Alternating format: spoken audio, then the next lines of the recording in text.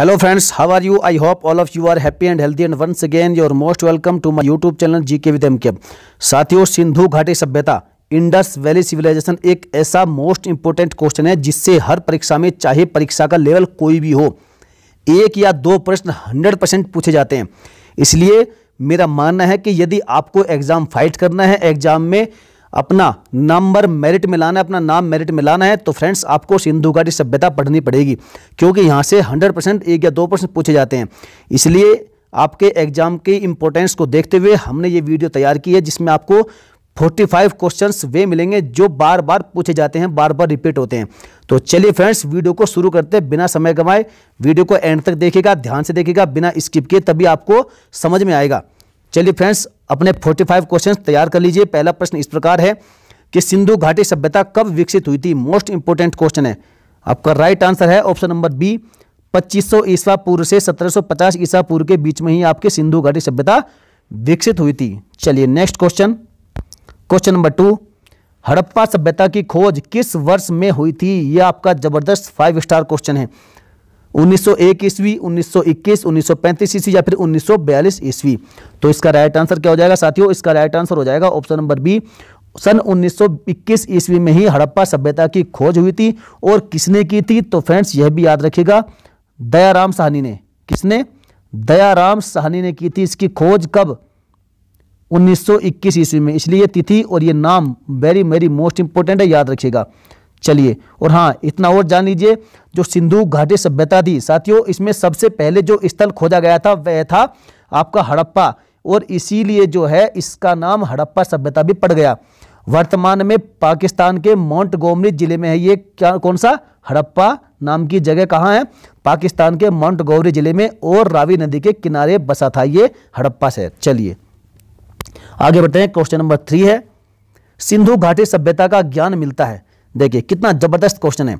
अभिलेखों से, साहित्य से, ताम्रपत्र से या फिर पुरातात्विक उत्खनन से? यदि आप अपना दिमाग के थोड़े भी घोड़े दौड़ा रहे हैं तो आप इसका आंसर लगा सकते हैं सही, ऑप्शन नंबर डी। क्या पुरातात्विक उत्खनन से ही हमें सिंधु घाटी सभ्यता का ज्ञान प्राप्त होता है? क्योंकि वहां पर कोई भी शिलालेख, अभिलेख या फिर साहित्य नहीं मिले थे। वहां पर पाए जाने वाले जो मृदभांड थे, मिट्टी के बर्तन थे, उन पर कुछ लेख लिखे हैं और जिन्हें अभी तक नहीं पढ़ा जा सका है। तो इसलिए इसका राइट आंसर हो जाएगा पुरातात्विक उत्खनन या पुरातात्विक खुदाई से ही हमें सिंधु घाटी सभ्यता का ज्ञान मिलता है। चलिए आगे बढ़ते हैं। क्वेश्चन नंबर 4, हड़प्पा कालीन लोगों ने नगरों तथा घरों के विन्यास के लिए कौन सी पद्धति अपनाई थी? मोस्ट इंपोर्टेंट, त्रिभुजाकार आकृति, गोलाकार आकृति, कमल पुष्प की आकृति या फिर ग्रिड पद्धति? तो इसका राइट आंसर क्या हो जाएगा? इसका जो सही उत्तर है वह आपका ऑप्शन नंबर डी है, ग्रिड पद्धति अपनाई थी हड़प्पा कालीन लोगों ने नगरों और घरों के विन्यास के लिए। चलिए आगे बढ़ते हैं।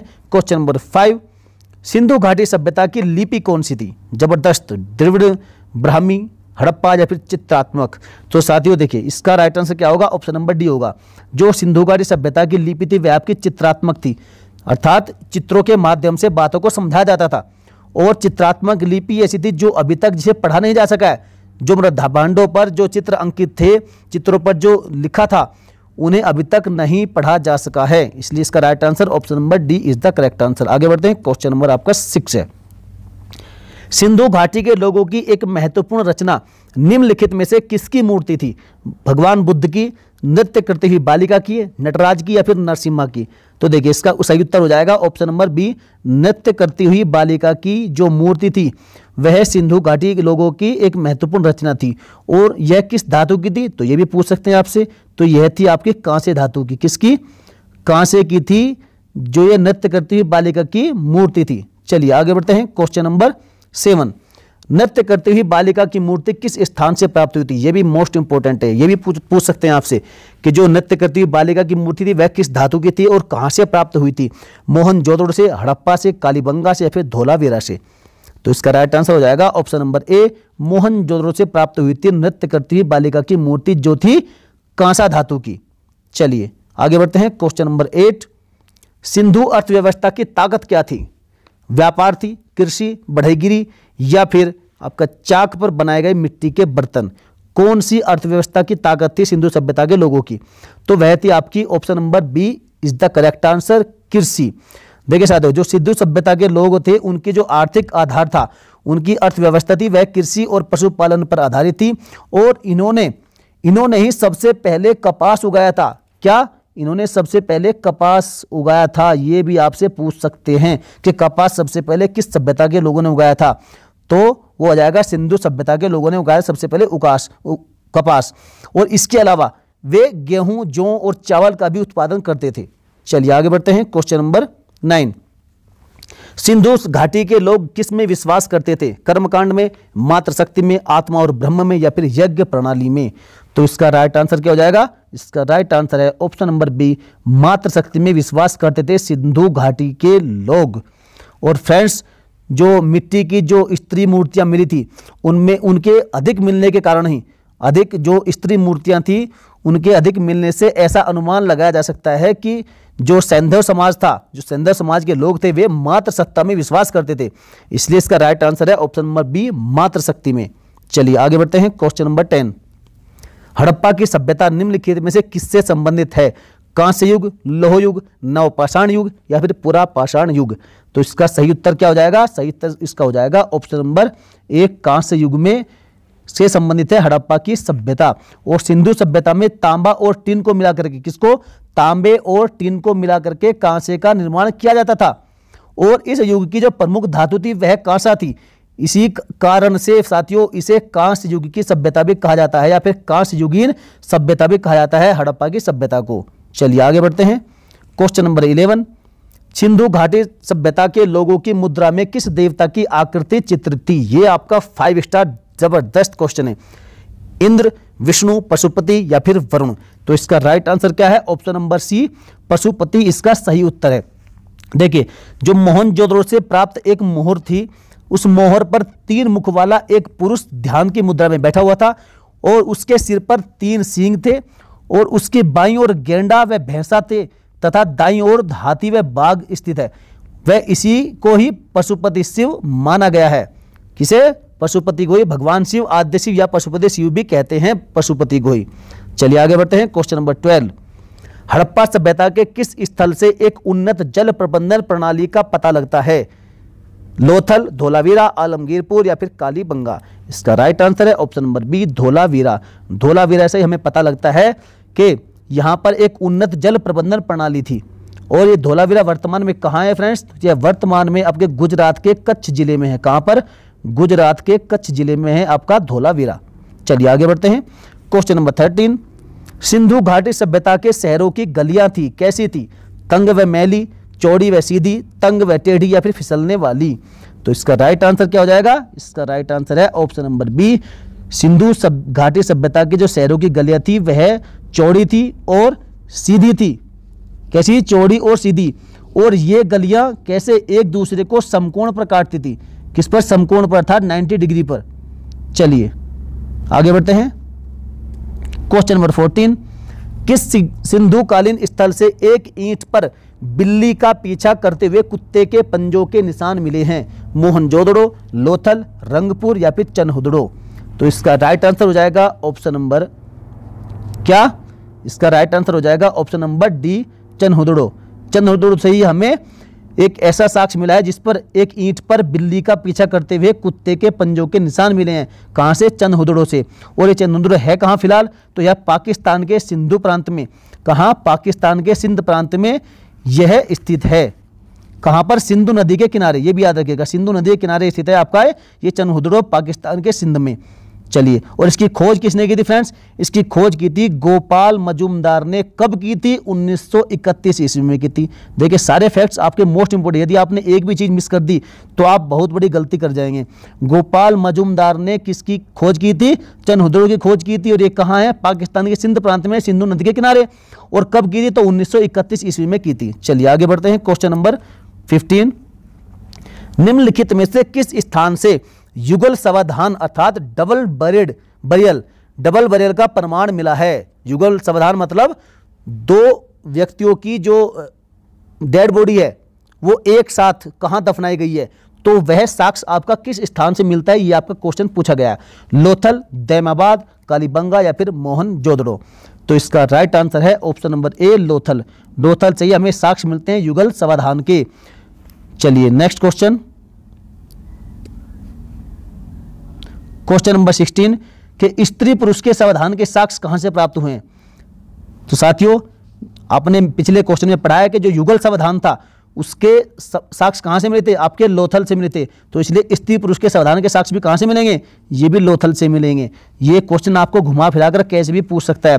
और लोथल है कहां वर्तमान में, तो लोथल वर्तमान में गुजरात के अहमदाबाद जिले में भोगवा नदी के किनारे हैं। कहां पर, दोबारा सुनिएगा, गुजरात के अहमदाबाद में भोगवा नदी के किनारे, या भोग नदी भी कई जगह इसका नाम लिखा आता है।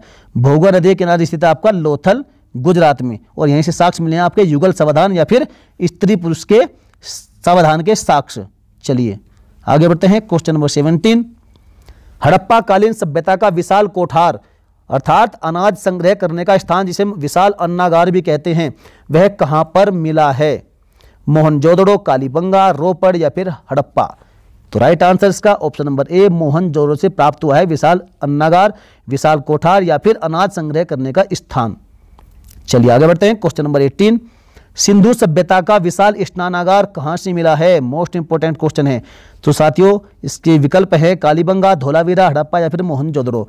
इसका राइट आंसर भी हो जाएगा ऑप्शन नंबर डी, मोहनजोदड़ो से ही प्राप्त हुआ है विशाल स्नानागार, जिसे हम ग्रेट बाथ पैलेस भी कहते हैं। चलिए आगे बढ़ते हैं, क्वेश्चन नंबर 19, सिंधु घाटी सभ्यता में घोड़े के अवशेष कहां से मिले हैं। देखिए साथियों, आजकल ऐसे प्रश्न बहुत पूछे जा रहे हैं, एग्जामिनर बहुत चालाक हो गए हैं, इसलिए आपको भी बड़ी चालाकी से पढ़ना पड़ेगा, चालाकी से एग्जाम को फाइट करना पड़ेगा। और चालाकी से ही आपको क्वेश्चन को ध्यान से पढ़कर उसका सही जवाब लिखना होगा और सही पर टिक लगाना होगा। तो इसका राइट आंसर क्या हो जाएगा, इसका राइट आंसर हो जाएगा ऑप्शन नंबर सी, सुरकोटदा। जो घोड़े के अवशेष है साथियों सिंधु घाटी सभ्यता में, वे आपके सुरकोटदा से प्राप्त हुए हैं। और ये वर्तमान में कहां पर है, ये भी आपको जानना बहुत जरूरी है। यह वर्तमान में गुजरात के कच्छ जिले में, ये भी कहां पर है, आपका कच्छ जिले में है, गुजरात के स्थित है। कौन सा, सुरकोटदा। चलिए, उसकी खोज किसने की थी साथियों, इसकी खोज किसकी थी, आपका जगपति जोशी ने। किसकी, सुरकोटदा की, जगपति जोशी। ये भी आप याद रखिएगा, ये मोस्ट इंपोर्टेंट क्वेश्चन है, कई बार पूछा गया है। जगपति जोशी ने इसकी खोज की है सुरकोटदा की। चलिए आगे बढ़ते हैं, क्वेश्चन नंबर 20, हड़प्पा सभ्यता के निवासी थे, शहरी थे, ग्रामीण थे, खानाबदोश थे या फिर जनजातीय थे। Right answer option number A, जो हड़प्पा सभ्यता के निवासी थे वे शहरी थे। चलिए आगे बढ़ते हैं, क्वेश्चन नंबर 21, आर्यों द्वारा विकसित सभ्यता कैसी थी, शहरी, ग्रामीण, विकसित, शहरी या फिर नगरीय। मोस्ट इंपोर्टेंट क्वेश्चन है, इसका राइट आंसर है ऑप्शन नंबर बी, ग्रामीण। जो आर्य थे साथियों, उनकी जो विकसित सभ्यता थी वह थी ग्रामीण। और जो शहरी है, शहरी सभ्यता, ये अनार्यों की सभ्यता कहते हैं इसे, अनार्यों की या फिर सिंधु घाटी सभ्यता के जो सभ्यता है वह शहरी थी, और आर्यों की विकसित सभ्यता कैसी थी, वह ग्रामीण थी। चलिए आगे बढ़ते हैं, क्वेश्चन नंबर 22, अमरी जो हड़प्पा सभ्यता का एक स्थल है किस प्रांत में स्थित है, बलूचिस्तान, सिंध, गुजरात या फिर राजस्थान। इसका राइट आंसर है ऑप्शन नंबर बी, सिंध। जो अमरी नाम की जगह है, जो हड़प्पा सभ्यता का एक स्थल है, स्थान है, वह पाकिस्तान के सिंध प्रांत में स्थित है। चलिए आगे बढ़ते हैं, क्वेश्चन नंबर 23, सबसे पहले कौन सा हड़प्पा कालीन स्थल खोजा गया था, हड़प्पा, सुतकांगेडोर, मोहनजोदड़ो या फिर लोथल। ये आपका मोस्ट इंपोर्टेंट क्वेश्चन, इसका राइट आंसर हो जाएगा आपका ऑप्शन नंबर ए, हड़प्पा। सबसे पहले हड़प्पा कालीन स्थल खोजा गया था आपका हड़प्पा, और इसी के नाम पर ही इस सभ्यता का नाम हड़प्पा सभ्यता पड़ गया था। और कब, 1921 ईस्वी में दयाराम साहनी के नेतृत्व में पंजाब के हड़प्पा नामक स्थान पर हुए उत्खनन में हड़प्पा सभ्यता का पता लगाया गया था। और सिंध सभ्यता के स्थानों में सबसे पहले हड़प्पा नामक स्थल पर सर्वप्रथम खुदाई के कारण ही इस सभ्यता का नाम हड़प्पा पड़ गया था। और हड़प्पा कहाँ है, रावी नदी के किनारे बसा हुआ एक जगह था, स्थल था। चलिए आगे बढ़ते हैं, क्वेश्चन नंबर 24, हड़प्पा सभ्यता की खोज किस वर्ष में हुई थी। मैंने आपको बता दिया है, सन 1921 में हुई थी, दयाराम साहनी के द्वारा हुई थी। चलिए आगे बढ़ते हैं, क्वेश्चन नंबर 25, मोहनजोदड़ो का स्थानीय नाम क्या है। जबरदस्त क्वेश्चन है, कंकालों का टीला, जीवितों का टीला, मृतकों का टीला या फिर दासों का टीला। तो देखिए साथियों, जो मोहनजोदड़ो है इसका स्थानीय नाम क्या है, ऑप्शन नंबर सी, मृतकों का टीला, माउंट ऑफ डेड। किसका, माउंट ऑफ डेड, मृतकों का टीला नाम है किसका, मोहनजोदड़ो का स्थानीय नाम। चलिए आगे बढ़ते हैं, क्वेश्चन नंबर 26, मोहनजोदड़ो कहाँ स्थित है, बताइए, गुजरात में, पंजाब में, उत्तर प्रदेश में या फिर सिंध में। तो इसका राइट आंसर क्या हो जाएगा? इसका राइट आंसर है ऑप्शन नंबर डी, सिंध में। जो मोहनजोदड़ो है वह कहां पर है? पाकिस्तान के सिंध में स्थित है। और सिंध प्रांत के कहां पर? लरकाना जिले में। कहां? लरकाना जिले में। और इसकी खोज यदि पूछ लिया है तो किसने की थी? तो इसकी खोज की थी फ्रेंड्स राखलदास बनर्जी ने। किसने? राखलदास बनर्जी ने खोज की थी किसकी? मोहनजोदड़ो की। और कब की थी? तो वह की थी 1922 में। ये तिथि याद रखेगा, ये नाम याद रखेगा, राखलदास बनर्जी। और मोहनजोदड़ो कहां स्थित है? याद रखेगा, सिंध के लरकाना जिले में है, पंजाब, पाकिस्तान में। चलिए क्वेश्चन नंबर 27, सैंधव सभ्यता की ईंटों का अलंकरण किस स्थान से मिला है? जबरदस्त धमाकेदार प्रश्न है। कालीबंगा, बनवाली, चनहुदड़ो या फिर मोहनजोदड़ो? तो इसका राइट आंसर हो जाएगा ऑप्शन नंबर ए। साथियों, जो सैंधव सभ्यता की ईंटें हैं उसका अलंकरण किस स्थान से मिला है? आपका कालीबंगा से मिला है। ये जबरदस्त आपका क्वेश्चन है। चलिए, और यहाँ पर जो घर थे यह कच्ची ईंटों के होते थे। किसके? कच्ची ईंटों के। लेकिन जो नाली और कुएं होते थे वे पक्की ईंटों के होते थे। उनमें पक्की ईंटें इस्तेमाल की जाती थी नाली और कुओं में। और कालीबंगा का एक जो फर्श है साथियों, कालीबंगा से एक फर्श के प्रमाण मिले हैं जो कि पूरी हड़प्पा सभ्यता का एकमात्र उदाहरण है जिसमें अलंकृत ईंटों का प्रयोग हुआ था। किसका? अलंकृत ईंटों का प्रयोग हुआ था। और यह वर्तमान में कहां पर है? यह राजस्थान के गंगानगर में घग्गर नदी के बाएं तट पर स्थित है। कहां पर? राजस्थान में गंगानगर में और घग्गर नदी के बाएं तट पर स्थित है। ये लेफ्ट किनारे पर, लेफ्ट बैंक पर। क्या? कालीबंगा। और यहां पर एक फर्श के प्रमाण मिले हैं और उस फर्श में जो ईंटों का इस्तेमाल हुआ है वह अलंकरण ईंटों का इस्तेमाल हुआ है। इसीलिए क्वेश्चन बना है कि सैंधव सभ्यता की ईंटों का अलंकरण किस स्थान से मिला? तो वह आपका कालीबंगा से मिला है। चलिए आगे बढ़ते हैं। क्वेश्चन नंबर 28, हड़प्पा सभ्यता के अंतर्गत हल से जुते हुए खेत का साक्ष्य कहां से मिला है? कालीबंगा, बनवाली, रोपड़ या फिर लोथल? तो इसका राइट आंसर है आपका ऑप्शन नंबर ए, कालीबंगा, जो कि राजस्थान में कहां पर? मैंने अभी बताया है, गंगानगर जिले में है। ये घग्गर नदी के लेफ्ट बैंक पर, बाएं किनारे पर स्थित है कालीबंगा। और यहीं से मिले हैं जुते हुए खेत के साक्ष्य। चलिए क्वेश्चन नंबर 29, चनहुदड़ो के उत्खनन का निर्देशन किसने किया था? सर जॉन मॉर्सल ने, सर आर्नल्ड स्टीन ने, REM व्हीलर ने या फिर JH मेके ने? तो इसका राइट आंसर है ऑप्शन नंबर डी, JH मेके ने ही निर्देशन किया था। किसके? चनहुदड़ो के उत्खनन का। या यूं कह लीजिए कि JH मेके के नेतृत्व में ही चनहुदड़ो का जो उत्खनन था वह कार्य शुरू हुआ था। और इन्हीं के निर्देशन में सन 1931 में, कब? 1931 में गोपाल मजूमदार ने इसकी खोज की थी। चलिए, और वर्तमान में पाकिस्तान के सिंध प्रांत में सिंधु नदी के किनारे ये स्थित है। कौन सा? चनहुदड़ो।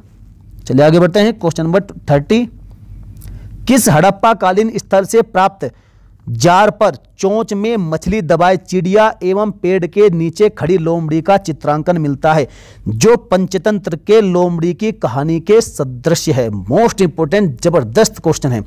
हड़प्पा, मोहनजोदड़ो, लोथल या फिर रंगपुर? तो इसका राइट आंसर हो जाएगा ऑप्शन नंबर सी, लोथल। और कैसे? थोड़ा सा और समझिए। जो लोथल से प्राप्त एक मृत भांड पर एक चित्र उकेरा हुआ है। क्या? जो लोथल से प्राप्त एक मृत भांड हुआ था उस पर एक चित्र उकेरा हुआ था जिस पर एक कौवा व एक लोमड़ी उत्कीर्ण थे, जिसकी तुलना पंचतंत्र की एक कहानी चालाक लोमड़ी से की गई है। किससे? चालाक लोमड़ी से। जो कहानी है पंचतंत्र की, पंचतंत्र की कहानी कौन सी थी? चालाक लोमड़ी। याद रखिएगा, right answer option number C, Lothal. आगे बढ़ते हैं। क्वेश्चन नंबर 31, देखिए साथियों, यदि आपको कोई भी डाउट पड़ता है, यदि आपको कोई क्वेश्चन समझ में नहीं आता है या फिर आपको लगता है कि मैंने कोई क्वेश्चन का आंसर गलत दिया है, तो फ्रेंड्स आप कमेंट करिएगा। आप कमेंट करके बताया नहीं करते, आपको बताना है।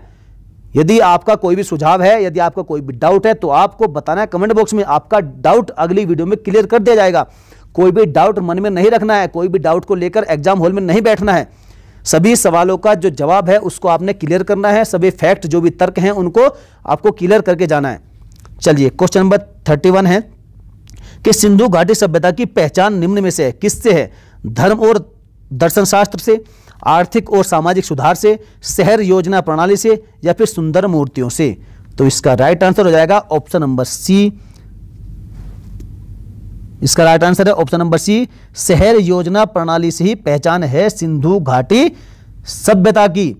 क्योंकि साथियों यहां पर यहाँ पर जो चौड़ी चौड़ी सड़कें मिलती थी वे एक दूसरे को लंबवत काटती थी समकोण पर, और मकान किसके, पक्की व कच्ची दोनों ईंटों के बने होते थे। नालियों व सफाई की व्यवस्था बहुत उत्तम थी, बहुत अच्छी व्यवस्था थी नालियों की सफाई की, और नालियों में जो निर्माण किया गया था नालियों और कुओं में वो पक्की ईंटों का इस्तेमाल किया गया था। इसलिए जो सिंधु घाटी सभ्यता उसकी पहचान शहर योजना प्रणाली से है। चलिए आगे बढ़ते हैं। क्वेश्चन नंबर 32, किस पशु के अवशेष सिंधु घाटी सभ्यता में प्राप्त नहीं हुए हैं? नहीं हुए हैं, ये प्रश्न पर ध्यान दीजिएगा। आपसे पूछा गया है कि किस पशु के अवशेष सिंधु घाटी सभ्यता में प्राप्त नहीं हुए हैं, तो इसका राइट आंसर हो जाएगा क्या? ऑप्शन नंबर सी, शेर के। तो देखिए साथियों, इस जो सिंधु घाटी सभ्यता थी इसमें शेर के अवशेष प्राप्त नहीं हुए हैं। मोहनजोदड़ो से प्राप्त एक शिल्प पर, जो आपने सुना है, मैंने पिछले क्वेश्चन में बताया था कि एक पशुपति की मूर्ति मिली थी। पशुपतिनाथ की एक मूर्ति के चारों ओर हाथी, गेंडा, चीता और भैंसा ये सब विराजमान थे, और यहां से शेर का कोई भी अवशेष नहीं मिला है, शेर के होने का कोई भी प्रमाण नहीं मिलता है। इसलिए राइट आंसर हो जाएगा ऑप्शन नंबर सी, शेर। चलिए आगे बढ़ते हैं। क्वेश्चन नंबर 33, हड़प्पा कालीन लोगों को किसकी जानकारी नहीं थी? गेहूं, लोहा, कुम्हार का चाक या फिर आग? तो बताइए इसका राइट आंसर क्या होगा? What will be the right answer? तो इसका राइट आंसर हो जाएगा ऑप्शन नंबर बी, लोहा। हड़प्पा कालीन जो लोग थे उनको लोहे की जानकारी नहीं थी, इसकी भी थी, कुम्हार की चाक भी थी और आग की भी थी। साथ ही देखिए, जो हड़प्पा कालीन लोगों को सोना, चांदी, तांबा, कांसा और शीशा इन सभी का ज्ञान था, इन सभी की जानकारी थी, लेकिन लोहे की जानकारी इन्हें नहीं थी। और गेहूं व जौ के भी यहां से प्रमाण मिले हैं, अर्थात इनकी खेती की जाती थी। तो इसलिए राइट आंसर हो जाएगा लोहा। लोहे की जानकारी हड़प्पा कालीन लोगों को नहीं थी। चलिए आगे बढ़ते हैं। क्वेश्चन नंबर 34, हड़प्पा कालीन स्थलों में अभी तक किस धातु की प्राप्ति नहीं हुई है? तांबा, सोना, चांदी, लोहा। मैंने आपको पिछले क्वेश्चन में बताया कि इनको तांबा, सोना, चांदी इन सब की जानकारी थी, लेकिन लोहे की जानकारी नहीं थी। तो इसलिए करेक्ट आंसर हो जाएगा ऑप्शन नंबर डी, लोहा। आगे बढ़ते हैं। क्वेश्चन नंबर 35, सिंधु सभ्यता के घर किससे बनाए जाते थे? ईंट से, बांस से, लकड़ी से या फिर पत्थर से? तो साथियों इसका राइट आंसर है ऑप्शन नंबर ए, ईंट से। सिंधु सभ्यता के जो घर थे वह ईंट से बनाए थे, और इसमें पक्की व कच्ची दोनों ईंटों का इस्तेमाल किया जाता था। जो नालियाँ थी, जो कुएं थे, वे पक्की ईंटों से बनते थे, और बड़ी ही उत्तम व्यवस्था थी यहाँ पर पानी के निकासी की। चलिए आगे बढ़ते हैं। क्वेश्चन नंबर 36, सिंधु घाटी सभ्यता की मुद्रा में किस देवता के समतुल्य चित्रांकन मिलता है? मोस्ट इंपोर्टेंट, आद्य शिव, आद्य विष्णु, आद्य इंद्र या फिर आद्य ब्रह्मा? तो इसका राइट आंसर क्या होगा? इसका राइट आंसर हो जाएगा ऑप्शन नंबर ए, आद्य शिव, जिनको पशुपतिनाथ भी कहते थे। आगे बढ़ते हैं। क्वेश्चन नंबर 37, हड़प्पा के काल का तांबे का रथ किस स्थान से प्राप्त हुआ है? जो हड़प्पा कालीन जो तांबे का रथ मिला है वह पूछा गया कि किस स्थान से प्राप्त हुआ था? बनवाली से, दैमाबाद से, राखीगढ़ी से या फिर रोपड़ से? तो इसका राइट आंसर क्या होगा? इसका राइट आंसर हो जाएगा ऑप्शन नंबर बी, दैमाबाद से। दैमाबाद से ही हड़प्पा कालीन जो तांबे का रथ है वह प्राप्त हुआ है। आगे बढ़ते हैं। क्वेश्चन नंबर 38, निम्न में से किस स्थान से पकी मिट्टी के बने हल्का, किसका पकी मिट्टी के बने हल्का एक प्रतिरूप प्राप्त हुआ है, एक साक्ष्य मिला है? तो कहां से मिला है पूछा गया है? बनवाली से, रंगपुर से, कालीबंगा से या फिर सुरकोटदा से? मोस्ट इंपोर्टेंट क्वेश्चन है। इसका राइट आंसर क्या हो जाएगा? इसका राइट आंसर है ऑप्शन नंबर ए, बनवाली से। बनवाली से ही आपका जो पकी मिट्टी के बने एक हल्का है उसका साक्ष्य मिला है, उसका प्रमाण मिला है। और ये कहां पर पड़ता है? तो फ्रेंड्स ये हरियाणा के हिसार में पड़ता है। कहां? हरियाणा के हिसार में। कौन सा? बनवाली, ये याद रखिएगा। चलिए आगे बढ़ते हैं। क्वेश्चन नंबर 39, निम्न में से किस स्थान से वाश बेसिन अर्थात जो हाथ धोने वाला जो पात्र होता है उसके साक्ष्य मिले हैं जो किसी धनी सौदागर के आवास की ओर इंगित करता है? देखिए फ्रेंड्स, कितना जबरदस्त और धमाकेदार क्वेश्चन है। क्या आपने कभी सुना है वाश बेसिन के बारे में? आपने पढ़ा बहुत होगा, लेकिन साथियों ऐसे प्रश्न बहुत अक्सर पूछे जाते हैं, क्योंकि एग्जामिनर, मैंने कहा कि बहुत चालाक हो गए हैं और बहुत चतुराई के साथ में प्रश्न डालते हैं। और खासकर जो उत्तर प्रदेश के जितने भी एग्जामिनर जो क्वेश्चन पेपर बनाने वाले हैं, भाई साहब वो तो जबरदस्त चालाकी से काम करते हैं और बिल्कुल भी संभलने का, सोचने का मौका नहीं देते छात्र को। इसलिए ध्यान से आपको पढ़ना भी ऐसे ही पड़ेगा जिस प्रकार से क्वेश्चन पूछे जाते हैं। तो पूछा गया है कि वाश बेसिन का साक्ष्य कहां से मिला है, जो इशारा करता है कि वहां पर एक धनी सौदागर के आवास था। कालीबंगा, बनवाली, हड़प्पा या फिर मोहनजोदड़ो? तो इसका राइट आंसर हो जाएगा ऑप्शन नंबर बी, बनवाली। और बनवाली मैंने आपको बताया कहां पर है, ये हरियाणा के हिसार में है। हाँ, हरियाणा के हिसार में बनवाली। चलिए आगे बढ़ते हैं। क्वेश्चन नंबर 40, हड़प्पा की मिट्टी के बर्तनों पर सामान्यतः किस रंग का उपयोग किया जाता था? नीला, पीला, बैंगनी या फिर लाल? Right answer option number D, लाल रंग का प्रयोग किया जाता था। किस पर? हड़प्पा सभ्यता के मिट्टी के बर्तनों पर। चलिए आगे बढ़ते हैं। क्वेश्चन नंबर 41, सिंधु घाटी सभ्यता अनार्य सभ्यता थी क्योंकि इसकी लिपि चित्रात्मक थी। विकल्प 2 है इसकी अर्थव्यवस्था का आधार कृषि था। विकल्प सी है यह एक शहरी सभ्यता थी। या विकल्प डी है इसका विस्तार नर्मदा नदी घाटी तक था। तो साथियों देखिए ऐसे प्रश्न कितने दमदार हैं, ये पूछे जाते हैं।